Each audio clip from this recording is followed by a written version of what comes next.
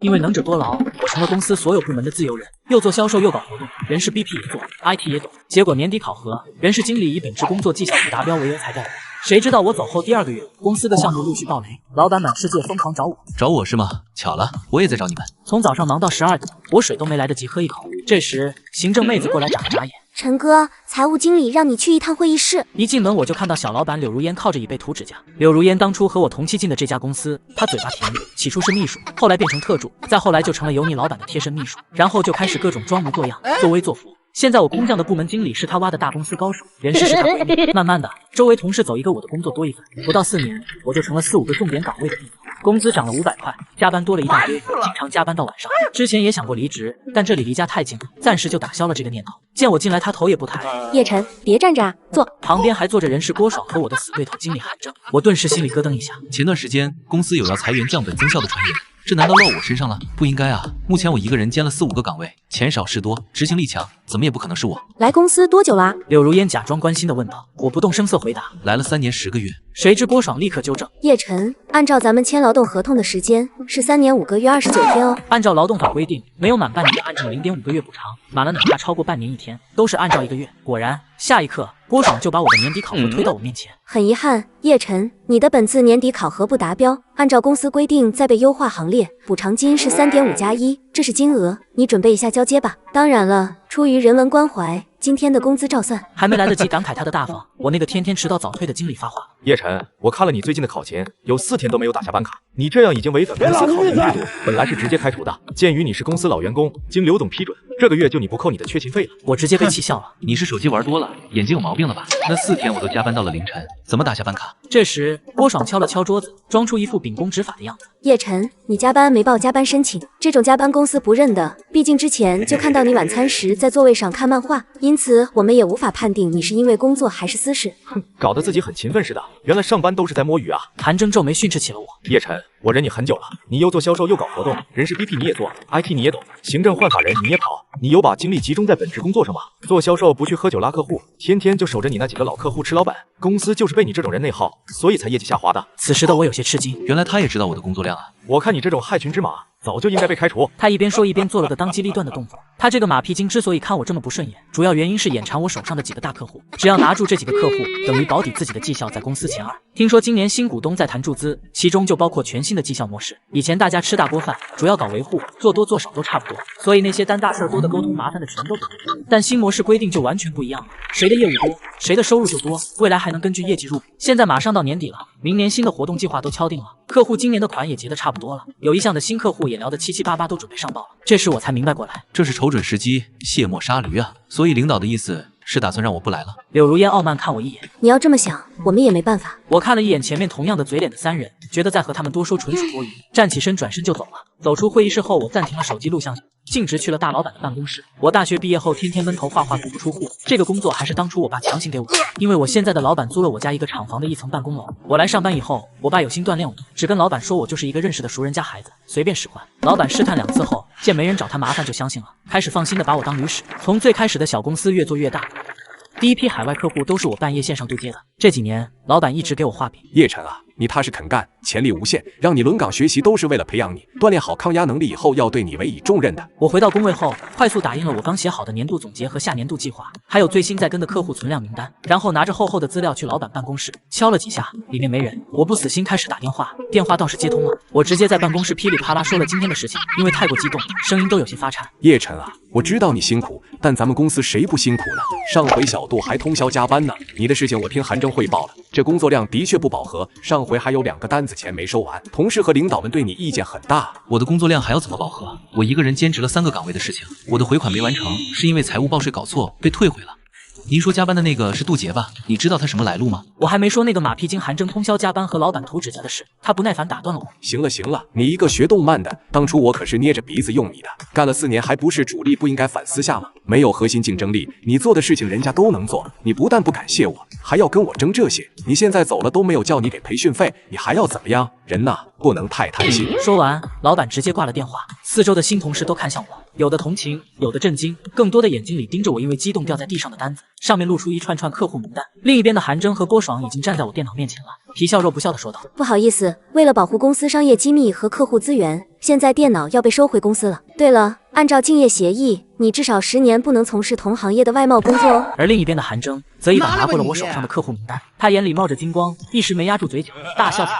见此情形，我笑了笑，拿起自己的东西转身就走了。明年的活动计划是搞好了，但也只是个计划。电脑里我从来没有留过一个项目文件，因为工作习惯，我平日所有的资料都是在移动硬盘里面处理的储存的。本来几个客户觉得我们公司代工价格有点高，都是看在我面子上又签一名，而那个韩征拿的新意向的客户，都是吹牛不上税发货全靠骗的印度客户。本来是我准备给老板的，现在被韩征当成了大宝贝。果然，第二天一大早，我就接到了韩征的电话。叶晨，你什么时候来公司签离职申请，做离职交接？听到电话里的声音，我就知道是在录音，索性我也录。不是开除吗？怎么算我离职呢？那边的郭爽支吾了一声。你难道不想要你的赔偿金啊？闻言，我顺手将自己算好的金额给他发了过去。你疯了，这么多！叶晨，你搞清楚，现在是公司可怜你才给你赔偿，不是你乱提要求的时候。明显电话那头开了功放，我听见了杜杰和老板的低骂声。对此，我不紧不慢地说道：在公司4年，我基本没有休过年假，国庆、春节和端午按照3倍工资给，按照平均日工资来算，这部分是16000。我入职10个月没有签劳动合同，每个月是要支付双倍工资，这部分是55000。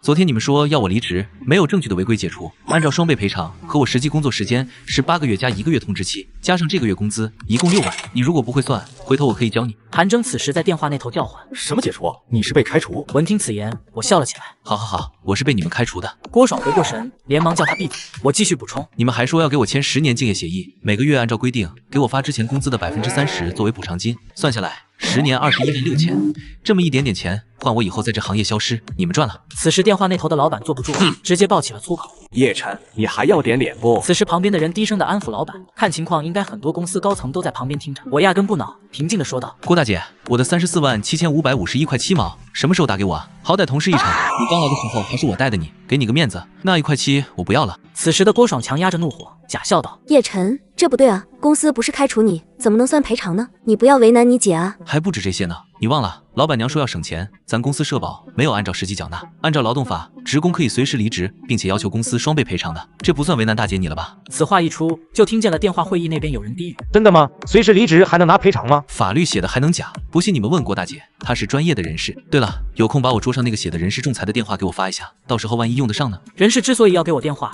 有个重要原因就是发现我电脑里面没什么有用的资料，想要我回去站好最后一班岗。电话安静了一会，那边显然商量好了别的办法，打起了感情牌。叶晨，知道你对公司还有感情，老板决定再给你个机会，你可以继续回来上班，但是现在公司效益不好，我们绩效会稍微做调整，将保留你岗位的成本分摊到其他岗位上，大家都是兄弟姐妹，一起承担吧。这是打算将我留下来，当所有人的靶子，拿我当傻子了？见状，我索性也不装了，直接开始了无差别攻击。见状，我喝了口水，索性不装了，直接开喷。别人是画饼，你们是画符啊！柳如烟、韩征、郭爽，还有王德发，你们看我现在像煞笔吗？见我爆了粗口，韩征直接破防了。叶晨，你别得意，我们就是不开除你，你能怎么办？给你调个你能胜任的岗位，去扫男厕所。闻言，我邪魅一笑。韩征，给老板娘擦的指甲好看吗？老板知道你这么能干吗？你不要乱说，我只是给刘总监拿指甲油。老板，你听我解释。此时郭爽说话了：叶晨，你这么威胁公司没用的，只要你严重违纪，公司照样可以开除。按照我们考勤规定，连续3次没有打卡视为旷工，还有开会不到场也属于旷工。套路千篇一律，一旦开始找茬就开始搞考勤。对此我呵呵一笑。记得之前我给你交接人事工作的时候，曾经提醒过你，所有的制度告知书都需要全员签字确认收到。你天天忙着陪她闺蜜逛街耍小鲜肉，应该没有时间做这些吧？见我抖出来他的黑料，郭爽再也绷不住了。叶晨，你真的是个无赖，咱法庭上见。我再次提醒道：告诉过你的人事纠纷要先仲裁，再法院。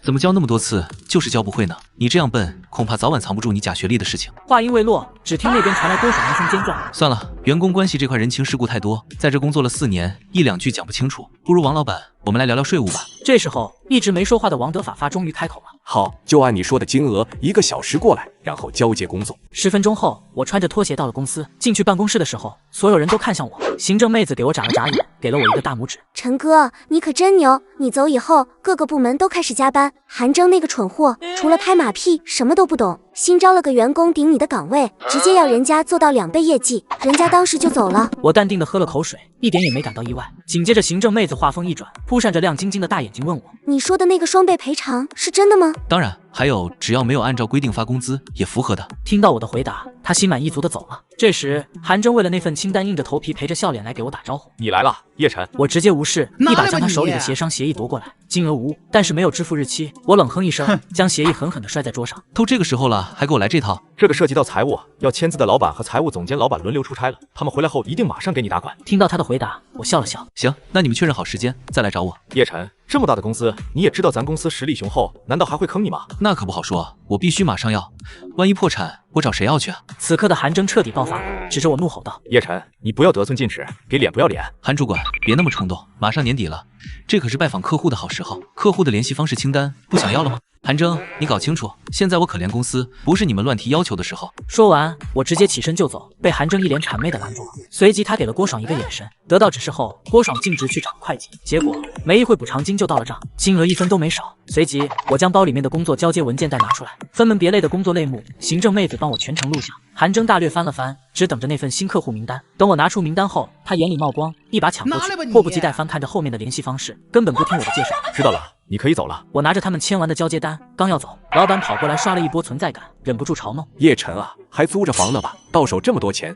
够交个房子首付了吧？”闻言，韩征也来劲了，故意炫耀道：“所以租房不如买房呢。我刚刚又买了套白沙路的房子，虽然是2手，但是位置好极了。听内部消息说后年拆迁。”他满脸得意，还没忘了拍老板的马屁。说起来，我能有今天，得多谢谢公司。要不是王总雪中送炭借了我一笔钱，我也不能这么快拿下。好老板，好格局。那些不懂珍惜的人，只配一直帮人家还房贷。听到地名愣了一下，白沙路？你是说2环那个白沙路纽扣巷？还能有几个白沙路？肯定是2环啊。他重点说了2环，但是我却知道那里根本不可能拆迁。我从小在那边住，白沙路那个纽扣巷里面有个半荒的村庙祠堂，知道的人很少。只要有祠堂，就不可能拆迁。而且纽扣巷那里的房子很老了，根本不值这个钱。等不能拆迁的消息确定后，只怕房价要腰斩。谁知韩征还在怂恿王德发，现在降本增效有钱了，老板你不如拿公司的闲余资金再买一套，坐等拆迁发财。有些年轻人啊，仗着自己有点小能力，不懂得感恩，错过了优质资源，最后只能追悔莫及。这番话明显是在阴阳我。看着他这副小人得志的嘴脸，我嗤之以鼻。这个韩征也是个奇葩。那天被我说他和柳如烟关系暧昧后，他为了表示清白，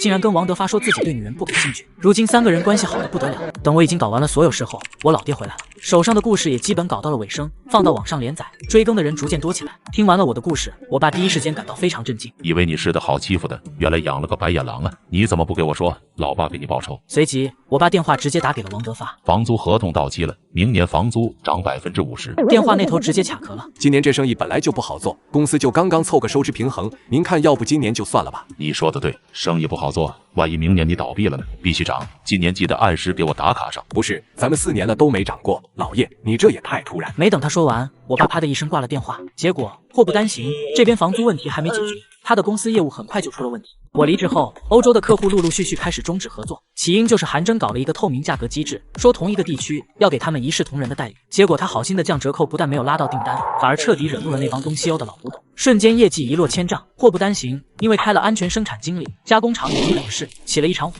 消防检查，被迫开始停业整顿。这时我接到行政妹子的电话，她在那边笑得眼泪都快出来了。本来要离职的，但是这戏太精彩了，根本停不下来。陈哥，你知道吗？他们竟然叫我买变声器。他把视频发给我看，因为老客户指定要和你沟通，无奈他们只能学你说话。柳如烟学得最像，但她又不会英语，韩征就把英文打拼音让给她读。我知道他们奇葩，没想到这么奇葩。好巧不巧，韩征的电话打了过来。叶晨啊，你之前确实辛苦了，对接那么多奇葩客户，一想到失去你这个得力助手就难受。闻言，我强忍着恶心，直接打断他。有事说事，说不了的话，换个能做主的人来。这时候柳如烟凑了上来。叶晨，同事一场都是缘分，我还记得当初咱们一起入职，我那时候就觉得你人特好，我特别愿意和你做朋友。此刻的我没忍住，放肆大笑了起来。叶晨，你别笑，我说的都是真心话。咱们一起4年，没有亲情也有感情，是不是？你的位置都还给你留着，你看你什么时候回来，待遇都好商量。柳如烟，你想到美，做你的春秋大梦去吧。叶晨，你没等他发作，我直接挂断了电话，因我拒绝帮忙挽留客户。韩征又剑走偏锋，不知在哪里找了几个大客户。当我知道他所谓的大客户是哪国人时，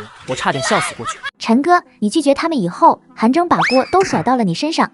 他拍着胸口跟老板说不要怕，他手上有好几个大客户，马上就可以来验厂，隔天就下大订单那种。是不是那几个印度的？你怎么知道？韩征说这几个是他通宵在网上找到的，和陈哥你1分钱关系都没有，都是他做了大量工作找到的，还得了奖励。闻言，我内心狂喜，我倒是真的要谢谢他，极力帮我撇清关系。听起来你很不看好陈哥，他们说的人家实力可强了。对此我无力吐槽。你看戏看得差不多了，在那几个客户来之前，准备好离职吧，不然到时候他们连给赔偿金的钱都没有了。这世界上敢和三哥做信用贸易的都是铁头哥，不知道他们会擦出什么样的火花呢？就在第2个月，我就得到了答案。当时我爸带着我去聚餐，大家正在吃饭，忽然餐厅经理过来说有人给我们送了酒，这酒是送给桌上一个在海关工作的叔叔的。然后呢，经理又带了2句话，叔叔面色有些难看，转头看过去的时候就看到了韩征和王德发。韩征看到我一瞬间眼睛都直了。你怎么在这啊？闻言，我直接调侃道：当然是吃饭了，难不成专门来看你俩的？我们到处找你，找了那么久都找不到。这时，老板看到了坐在旁边的我爸，瞬间明白了一切。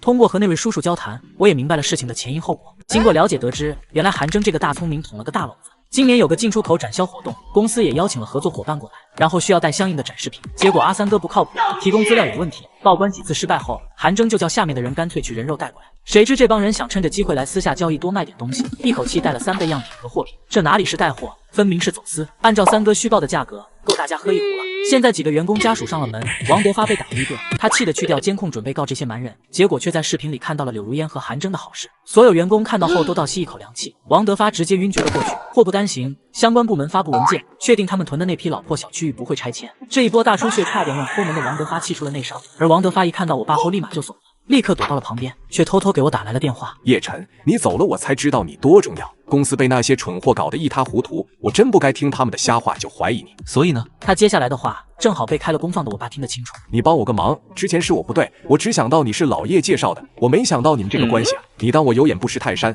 我狗眼看人低，帮我求下情还我今年的房租。他的口气很怪，于是我故意问他什么关系啊？别装了，还能是什么关系？你们不就是那种关系吗？闻言，我爸瞬间炸裂。王德发，你个狗东西，瞎了你的狗眼！暴走状态下的我爸，我完全拉不住，他直接冲到王德发面前就要教训他，谁知王德发直接躺在地上叫唤起来，演技着实不赖。来人呐，打人了，救命啊！我笑眯眯看他，将他曾经给我的话还给他。王总，你别叫了，这里没监控，你这不是自己摔的吗？为什么人家都不摔，就你摔？该好好反思一下了。你看我家给你租了那么久房子，我还给你打了那么久工，你还要怎么样？人呐，不能太贪心。闻言，王德发瞬间瞪大了双眼。你说你是老叶的儿子？此时他身后的韩征和柳如烟也都目瞪口呆，特别是柳如烟，一副错过几百万的模样。当年他刚来的时候，自诩自己有2分姿色，曾经专门警告过我千万不要爱上他。我当时翻了个白眼，也是那次我们结下了梁子。这时我爸开口了，我也找你们好久了，今天正好你们3个都在，今年的房租就由我儿子会专门负责收。闻言，3人都面色难看起来，随即王德发转身向2人下了死命令，